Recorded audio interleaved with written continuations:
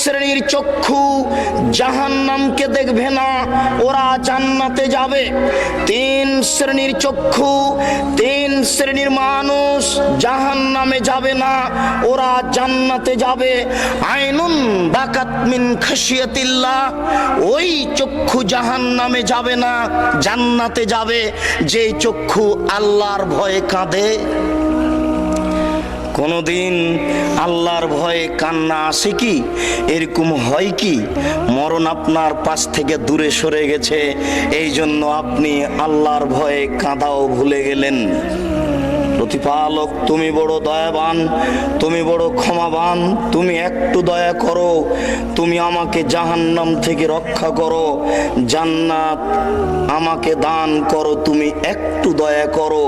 এইভাবে গভীর রাতে অন্ধকারে আপনি কোনো সময় আল্লাহকে ভয় করে কাঁদেন কি? আপনার জিহ্বাটা আল্লাহর ভয়ে কোনো সময় আল্লাহকে স্মরণ করে কি?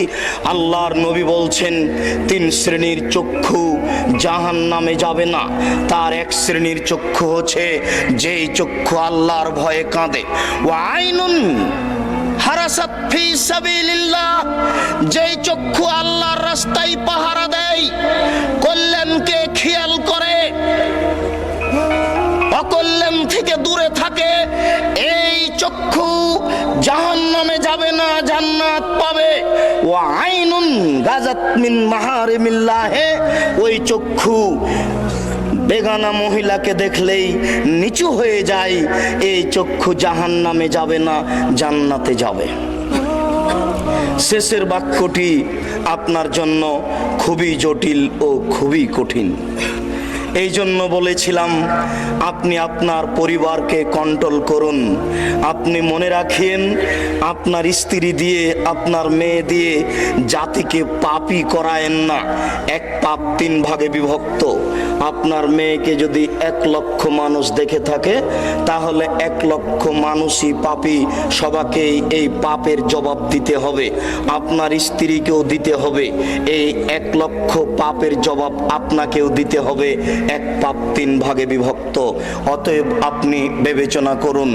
3য় বাক্যটি আল্লাহর নবী বললেন, ওই চক্ষু জাহান্নামে যাবে না, যেই চক্ষু বেগানাকে দেখে নিচু হয়ে যায়।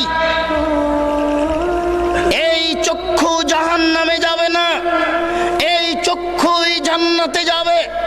জান্নাত আনন্দ ফুর্তির জায়গা। জান্নাতের পূর্ণ বিবরণ দেওয়া এরকম সংক্ষিপ্ত সময়ে সম্ভব নয়, তবে